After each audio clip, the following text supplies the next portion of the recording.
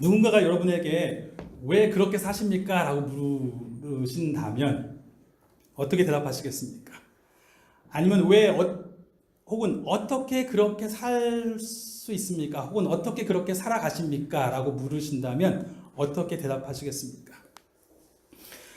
오늘 저희가 읽은 본문은 스데반의 설교 본문이에요. 사도행전의 이야기인데 사도행전의 1장부터 7장까지의 내용을 간략하게 먼저 말씀을 드리면 1장에서 예수님이 부활을 하셨죠. 그 전에 요한복음까지 나오면서 부활을 하셨습니다. 부활하신 예수님이 제자들과 함께 계시면서 하나님 나라의 일에 대해서 가르치셨습니다. 그리고는 그들을 산으로 데리고 가셨어요. 제자들은 예수님이 죽으셨으나 다시 살아나셨고 이제 제자들 앞에 서 계십니다. 이분이 그 능력으로 무언가 대단한 일을 하실 것인가 보다 생각하여서 예수님이 이 나라를 회복시키심이 이때입니까? 라고 묻습니다. 즉 예수님이 약속하신 바 하나님의 나라가 하나님의 영광이 모든 백성들이 인정할 수밖에 없게 되는 그런 놀라운 광경을 우리가 보게 되는 겁니까? 묻는 겁니다. 그런데 예수님이 말씀하시기를 때와 기한은 너희가 알 바 아니다. 오직 성령이 너희에게 임하시면 너희가 권능을 받아서 예루살렘과 온 유대와 사마리아와 땅끝까지 이르러서 내 증인이 될 것이다 라는 말씀을 하시고 그들의 눈앞에서 하늘로 올라가셨습니다. 자, 그리고 나니까 2장을 보면 제자들이 예수님이 말씀하신 바 성령이 임하시는 것이 어떤 것일까? 그들이 모여서 기도하기 시작합니다. 기도하는 가운데 오순절이 되었고 오순절날 정말로 예수님이 약속하신 대로 성령님께서 그들 가운데 각 사람 위에 불의 혀같이 임재하십니다. 그러자 그들이 변화되기 시작하는데 그 뒤에 모습을 보면 갑자기 그 두려워하던 사람들이 갑자기 자신감이 붙었어요. 그래서 사람들 앞에 나가서 담대하게 예수님에 대해서 증거하기 시작합니다. 그리고 그들이 증거하면서 많은 표적들이 나타나기 시작하고 많은 사람들이 그들의 설교를 듣고 그들의 표적을 보고 예수님을 믿게 됩니다. 그래서 예루살렘에 정말 많은 무리들이 제자가 되었다라는 고백이 나옵니다. 그 이야기들이 3장과 4장과 5장에 나와요. 그리고 6장에 가니까 성도들이 많아지니까 그때도 갈등이 있었나 봐요. 갈등이 생겼대요. 어떤 갈등이냐면 히브리파 사람들과 헬라파 사람들 가운데 갈등이 생겼답니다. 다 유대인이에요. 하지만 이미 헬라 문화의 교회가 아니라 그 나라가 오랫동안 젖어 있었기 때문에 유대인들 중에서도 나는 히브리 방식대로 살 거야 라고 하는 사람이 있었고요. 헬라 문화를 다 받아들여서 헬라 이름을 쓰고 헬라 언어를 쓰는 사람들도 있었어요.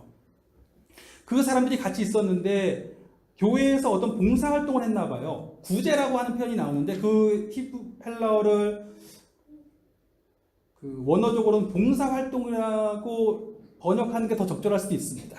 여하튼 간에 교회에서 어떤 구제를 하고 봉사활동을 하는데 헬라파 사람들과 히브리파 사람들이 같이 해야 되는데 헬라파 사람들이 배제되는 좀 모습들이 나타났습니다. 그러다 보니까 원망하는 모습들이 나타나게 되고 그 소식을 들은 사도들이 말하기를 아니 이 많은 사람들이 모여서 같이 있는데 이런 일이 자꾸 일어나게 될 테고 우리가 이 일을 다 감당하지 못하니 당신들 중에 성령이 충만한 사람 7을 뽑아서 그들로 하여금 이 사역을 전담하게 해 주십시오. 그러면 우리는 기도와 말씀에만 전념하겠습니다. 라고 이야기합니다.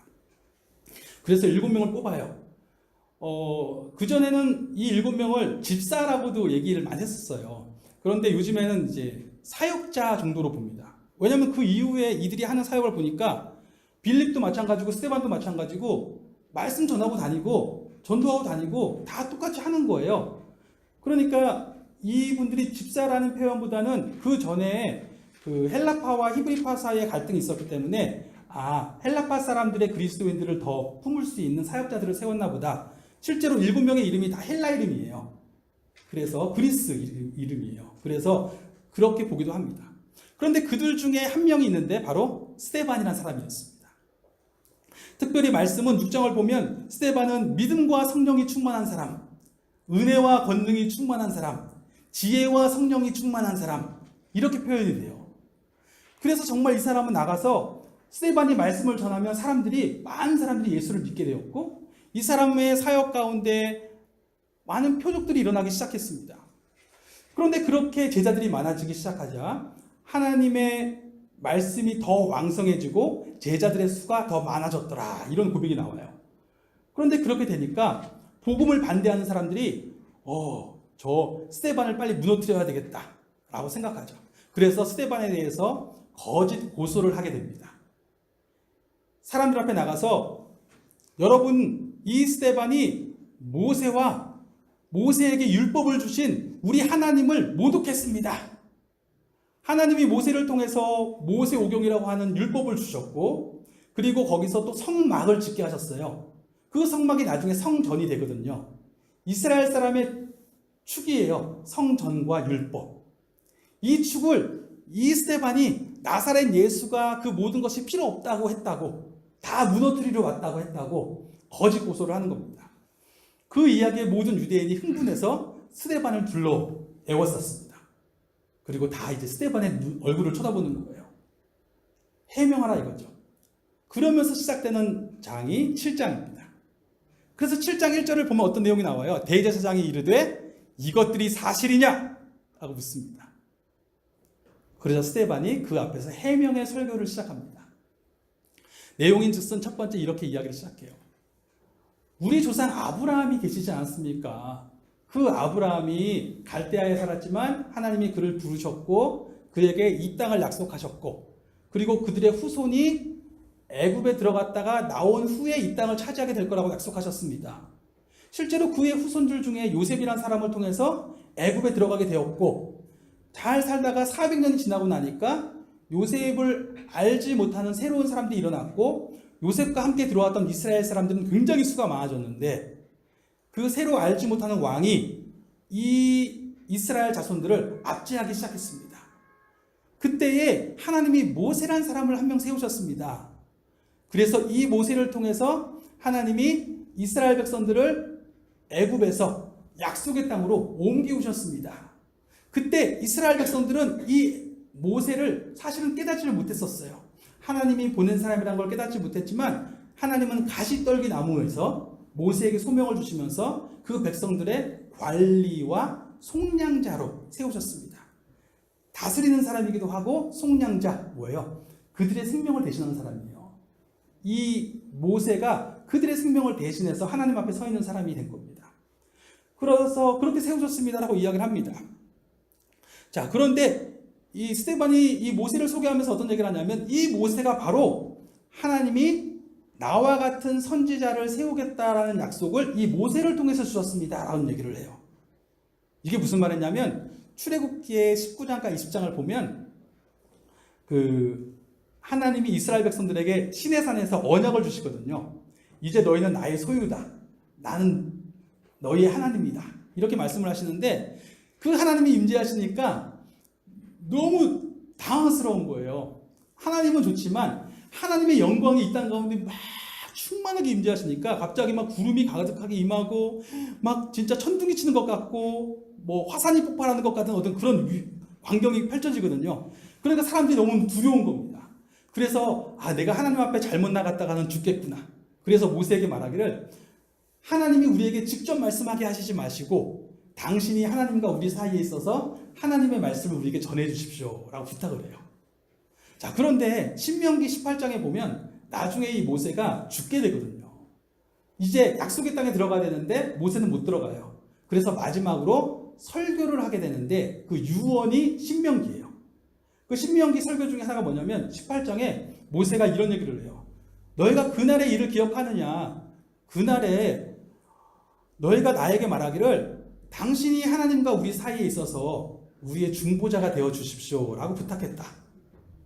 그런데 문제가 생겨요. 뭐예요? 이제 모세는 그들을 떠나가야 돼요. 그럼 어떻게 해야 될까?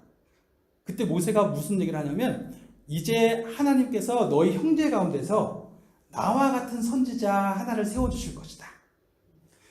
어떤 선지자겠어요? 모세와 같은 선지자니까 그 백성과 하나님 사이에 있어서 하나님이 하시는 생명의 말씀을 백성들에게 전달하고 이 백성들의 생명을 대신 속량하는 자, 이런 선지자를 하나 세워주신다는 거예요.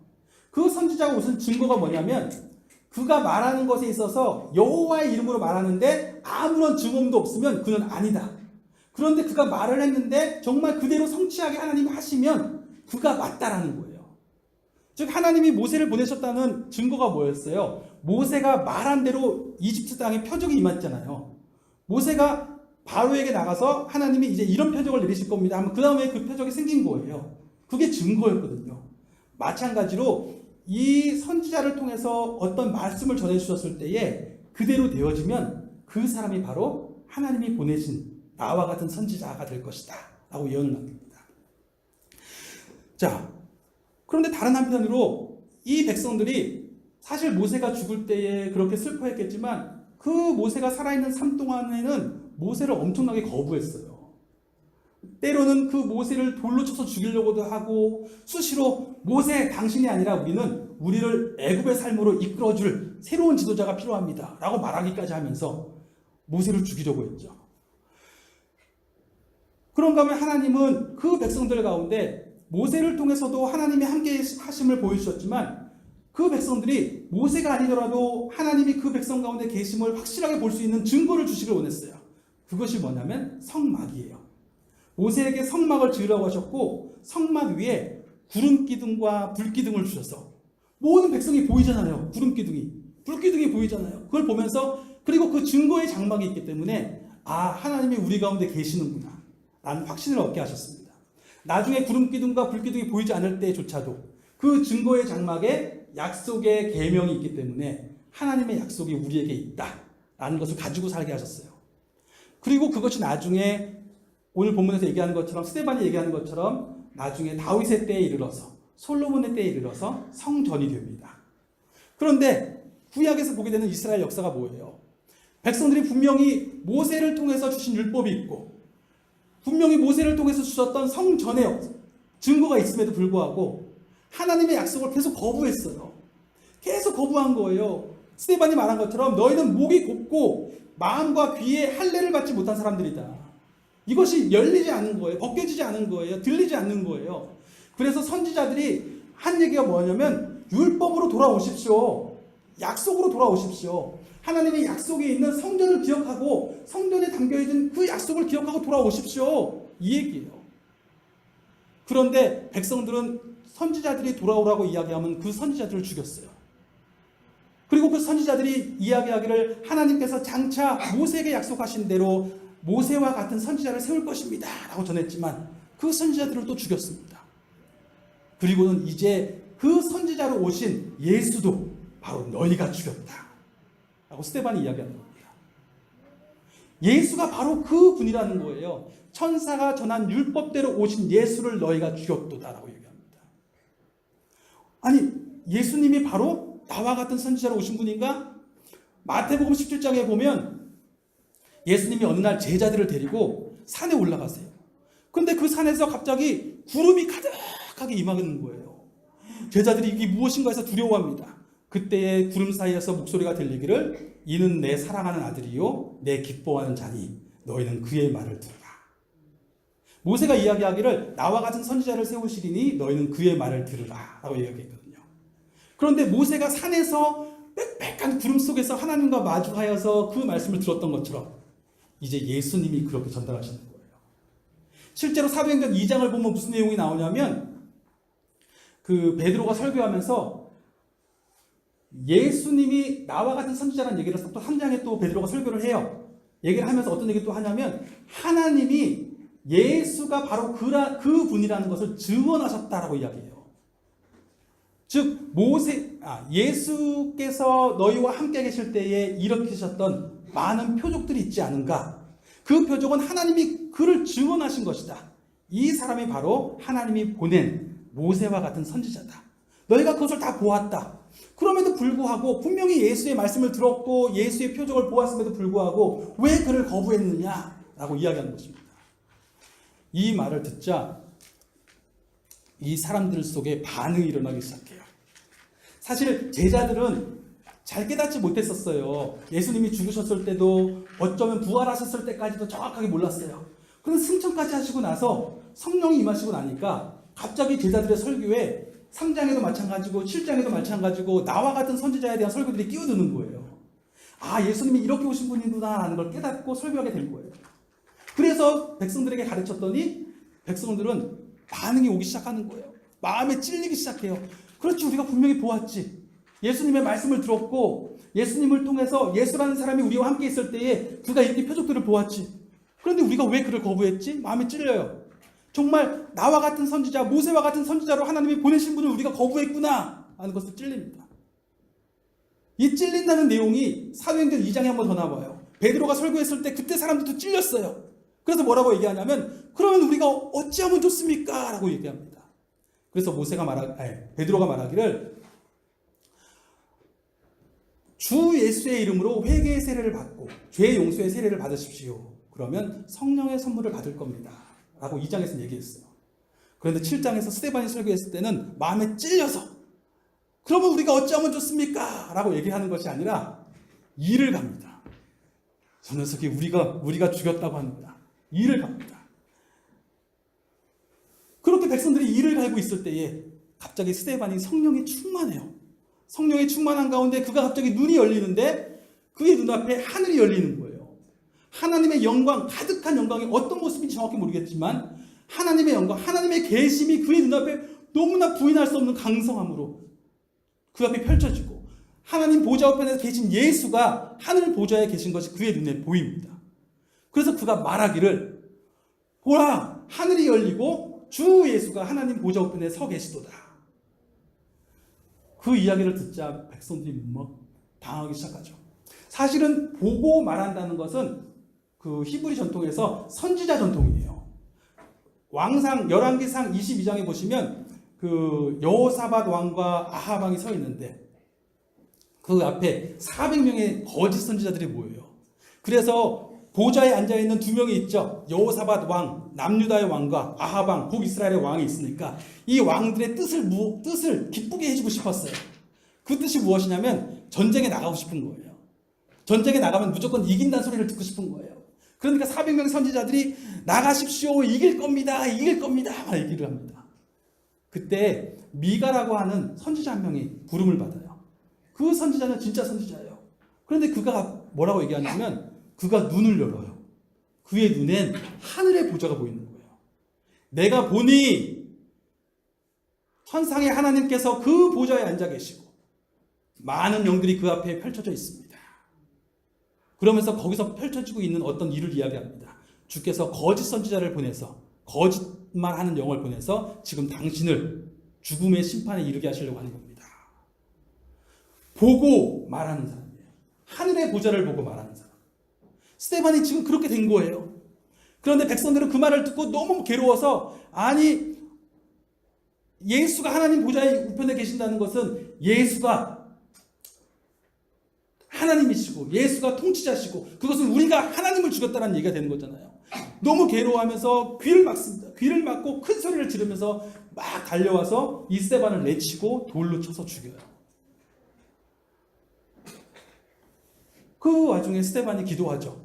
기도하기를 주 예수여 나의 영혼을 받아주시옵소서. 그리고 또 얘기해요. 이 죄를 저들에게 돌리지 마옵소서. 아니 도대체 스데반은 어떻게 이렇게 살 수 있는 거예요? 어떻게 그렇게 살 수 있는 거예요? 아니 그리스도인들은 도대체 나도 같은 그리스도인인데 와 어떻게 스데반은 저렇게 담대하게 말할 수 있고 어떻게 담대하게 증거할 수 있고 저렇게 죽음의 순간에도 담대하게 용서할 수 있고 저렇게 자신의 영혼을 하나님께 맡길 수 있을까? 예수님께 맡길 수 있을까? 사도행전이요 다른 표현으로 성령행전이라고도 이야기합니다. 뭐냐면 사도행전 전체에서 사도행전의 이야기를 끌고 가는 하나의 그 흐름이 있어요. 그게 뭐냐면 1장에 아까 말씀드렸던 것처럼 예수님이 마지막으로 주신 약속이 있어요. 그게 뭐냐면 성령이 너희에게 임하시면 너희가 권능을 받아서 예루살렘과 온 유대와 사마리아와 땅끝까지 이르러 내 증인이 될 것이다. 실제로 사도행전의 구성을 보니까 그렇게 흘러가요. 1장부터 7장까지는 예루살렘에서만 이야기가 펼쳐져요. 그러다가 8장부터 12장까지는 유대와 사마리아에서 이야기가 펼쳐집니다. 그리고 13장부터는 그 당시 로마의 영역에 있는 모든 땅끝까지 다 복음이 선포되는 거예요. 마지막 28장에서는 로마까지 가서 복음을 선포하다가 이야기가 끝이 나요. 정말로 그 흐름이 가는데 그러면 그렇게 이야기가 흘러가는 것이 어떻게 가능한가? 예수님의 말씀대로 2장에 성령이 임하시니까 변화가 일어나기 시작했어요. 성령님이 임하시니까 갑자기 제자들이 권능이라는 걸 받아요. 그 권능이 뭔지 모르겠지만 정말 성령이 임하셨는데 그들 가운데 갑자기 그들이 부인할 수 없는 성령의 임재 가운데 부인할 수 없는 영의 이끄심이, 강권하심이 그들을 이끌기 시작하는 거예요. 갑자기 그들의 눈앞에 예수가 정말 약속대로 오셔서 죽으셨고 약속대로 부활하셨고 약속대로 승천하셔서 온 땅을 다스리시는 주가 되셨다는 사실을 담대하게 증거하기 시작합니다. 2장을 보니까 베드로가 이 얘기를 다 해요. 죽음도 약속대로 오신 것, 부활도 약속대로 하신 것, 승천도 약속대로 하신 것. 그리고 그것은 무엇을 의미하냐면 그가 하나님 보좌에 승천을 하셨다는 것은 그가 주가 되셨다는 거예요. 온 땅을 그가 다스리고 계십니다 하는 것을 그가 너무 분명하게 보기 시작하고 예수님이 다스리신다는 것이 분명하게 믿어지니까 그것이 보이니까 이 사람들이 그 사실을 담대하게 증거하기 시작하고 그 다음에 두려워하지 않는 겁니다.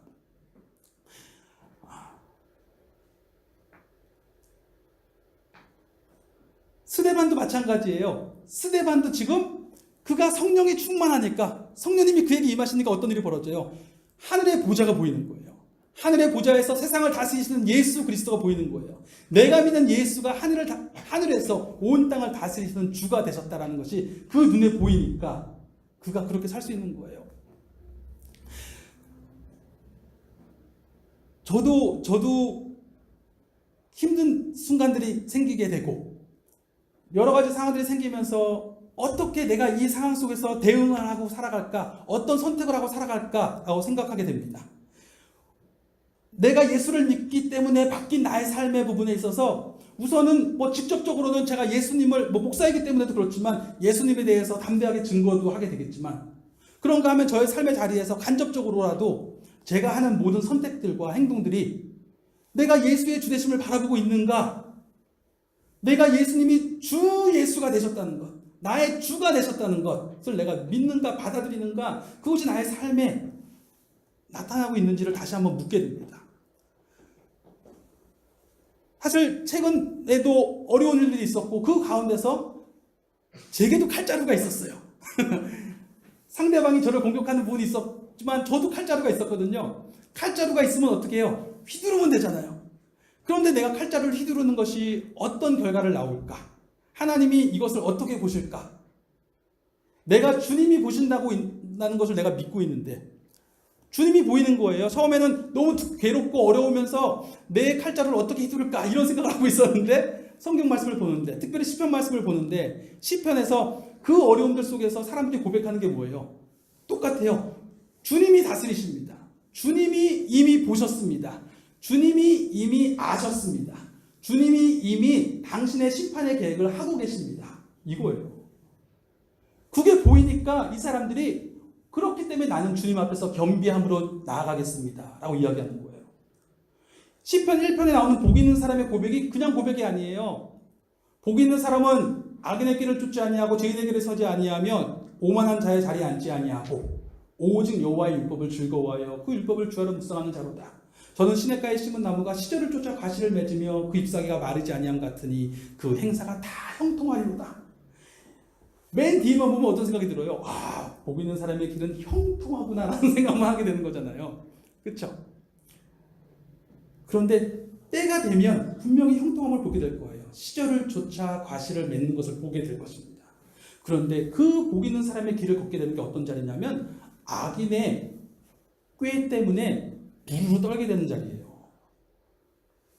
죄인의 길을 나도 한번 걸어볼까 유혹받는 자리입니다. 오만한 자가 자리에 앉아서 그렇게 살아봤자 아무 소용없다고 얘기하는 조소를 받아들여야 되는 자리예요.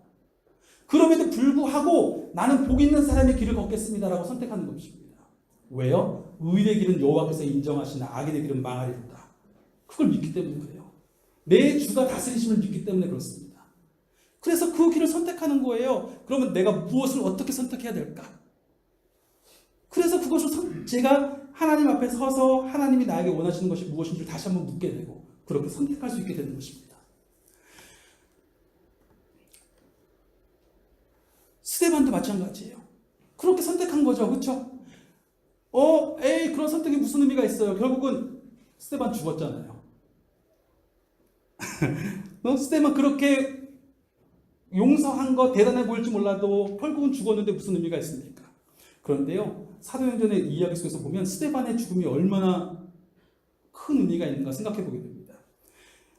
예루살렘에서 성도들이 많아지기 시작했어요. 얼마나 많아지냐면 하루에 회심하는 사람이 몇천 명이에요. 예루살렘 교회가 얼마나 컸겠어요? 수만 명, 초대형 교회예요.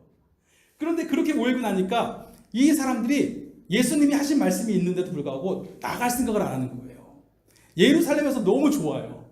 막 자신의 소유도 나누고 서로 구제활동도 하고 봉사활동도 하면서 너무너무 행복해요. 그런데 더 이상 나가질 않아요.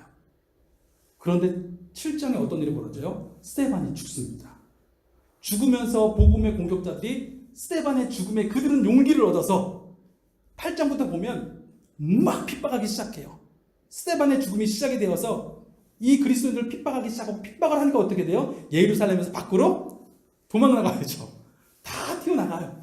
그러면서 8장부터 유대와 사마리아와 땅끝까지 복음이 선포되어지는 이야기가 막 펼쳐지는 거예요. 당장은 핍박인 것 같지만, 당장은 죽는 것 같지만 그것 때문에 생명이 펼쳐지는 거예요. 그것 때문에 삶이 바뀌는 거예요. 그것 때문에 우리에게까지 이 복음이 선포된 것입니다.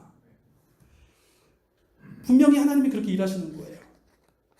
결국 오늘 본문 말씀을 통해서 우리가 깨닫게 되는 것은 무엇이냐면, 성령께서 말씀하시는 바는 무엇이냐면, 스데반의 삶을 통해서, 스데반의 입술을 통해서 말씀하신 대로 주 예수 약속대로 오셔서 죽으셨고 정말 약속대로 부활하셨고 승천하셔서 주가 되신 예수에 사로잡히는 것, 그렇게 사로잡혀야 삶이 변한다는 거예요.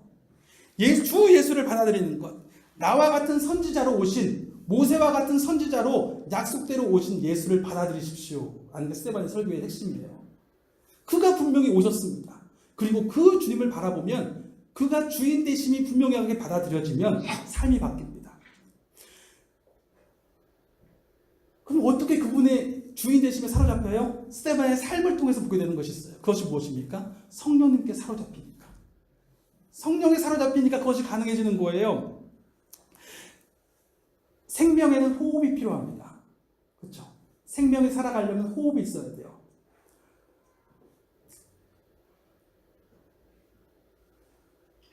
그리스도 안에서 새롭게 시작된 생명이 살아가려면 그리스도 안에서의 하나님의 호흡이 필요해요.